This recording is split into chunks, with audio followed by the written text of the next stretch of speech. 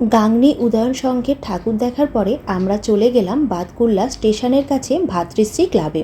এটার থিমটা করেছিল দেখো একদম হোয়াইটের মধ্যে, যেটা এক কথায় দেখতে একেবারে অপূর্ব লাগছিল।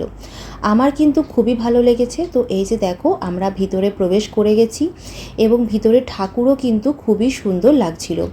তো তোমাদের কেমন লাগলো সেটাও কিন্তু জানিও। আর ওই দিন আমরা বাতকুল্লাতে এসে ঠাকুর দেখার পাশাপাশি খাওয়া দাওয়া করেছিলাম ফুচকা। প্রথমেই খেয়ে নিয়েছিলাম জল ফুচকা, আর তারপরে আমরা নিয়েছিলাম হচ্ছে দই ফুচকা। এই যে দেখো আমি খাচ্ছি আর সবাইকে এখান থেকে খাইয়ে দিয়েছিলাম, কারণ কেউ তেমন খেতে চাইছিল না। আর আমার বাবা একদমই ফুচকা খায় না। তো আমরা সবাই তারপরে আইসক্রিম খেয়েছিলাম, বাবা আইসক্রিমই খেয়েছিল। এরপরে আমরা ওখান থেকে চলে গিয়েছিলাম পল্লীশ্রী ক্লাবে। ওখানকার প্যান্ডেল এবং ঠাকুর দুটোই কিন্তু খুবই সুন্দর লেগেছিল। তো এই যে তোমরাও দেখো। আর এটাই কিন্তু আমাদের লাস্ট দেখা ছিল প্যান্ডেল। এরপরে আমরা বাড়ির জন্য রওনা দিলাম। টাটা।